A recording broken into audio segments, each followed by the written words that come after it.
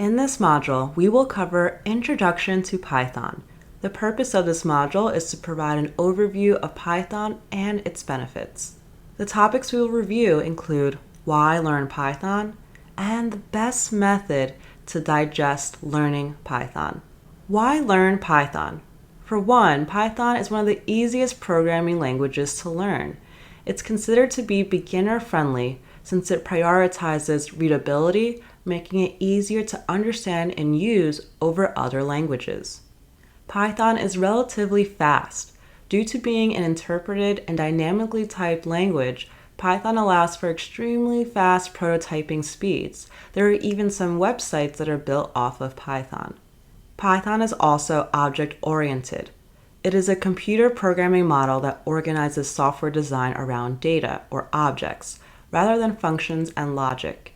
For us, in the data analytics space, we work with a lot of data, especially in Excel and Pandas data frames, which you'll see later, which is why using Python is a preferable language. Python is also strongly typed.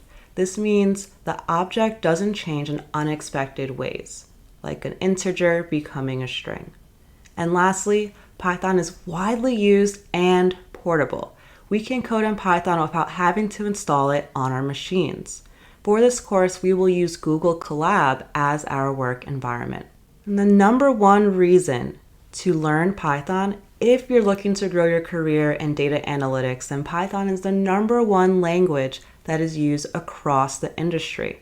You can develop web apps, automate processes, and manipulate data all with the same programming language. You can see from the slide that there are major companies that use Python. Note, this is widespread across industries, from tech, finance, space, and more. The best way to learn Python is to learn through real-world examples. Real-world examples are a problem you are currently facing and you want to solve through code. This will force you to make real connections from the concepts you learn to practical Python. A lot of courses out there will teach you in a very abstract way. You will learn Python with examples like counting the number of bananas in a basket. This is not useful. When I learned Python, I found the best sources to be examples that were related to real-world problems I faced at work.